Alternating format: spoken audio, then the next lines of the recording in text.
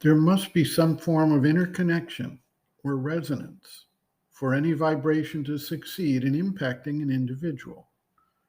On the more general basis, the physical body represents a connection to the material world, so that actions which impact the material world may obviously impact the physical body.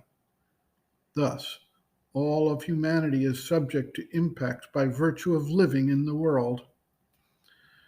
One of the reasons the Sri Aurobindo counsels opening of the heart center, or else focusing above the brain center, is that the development of these centers and their capacities can aid the seeker in controlling the uprush of the forces that normally find outlet through the lower chakras.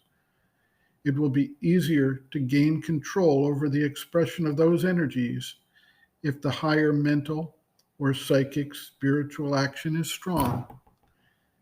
In his book, The Mother, Sri Aurobindo advises, quote, to walk through life armored against all fear, peril, and disaster, only two things are needed, two that go always together: the grace of the Divine Mother, and on your side, an inner state made up of faith, sincerity, and surrender. End quote. He expands on the meaning and implementation of this chapter in chapter 3 of The Mother. He has provided a method for both those who are more open at the developmental level, as well as those who are receptive and open in the heart center. The two actually are expressions of the inner receptivity of faith, sincerity, and surrender, and the responding grace of the divine force acting in the being.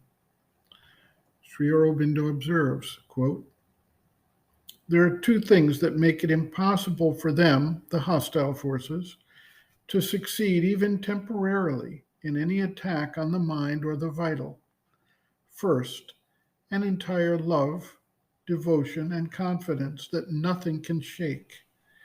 Secondly, a calm and equality in the vital as well as in the mind, which has become the fundamental character of the inner nature. Suggestions then may still come. Things go wrong outside, but the being remains invulnerable. Either of these two things is sufficient in itself, and in proportion as they grow, even the existence of the hostile forces becomes less and less a phenomenon of the inner life, though they may still be there in the outer atmosphere. End quote. Reference, Sri Aurobindo, Integral Yoga, Sri Aurobindo's Teaching and Method of Practice, Chapter 10, Difficulties in Transforming the Nature, Difficulties Due to the Hostile Forces, pages 280 to 286.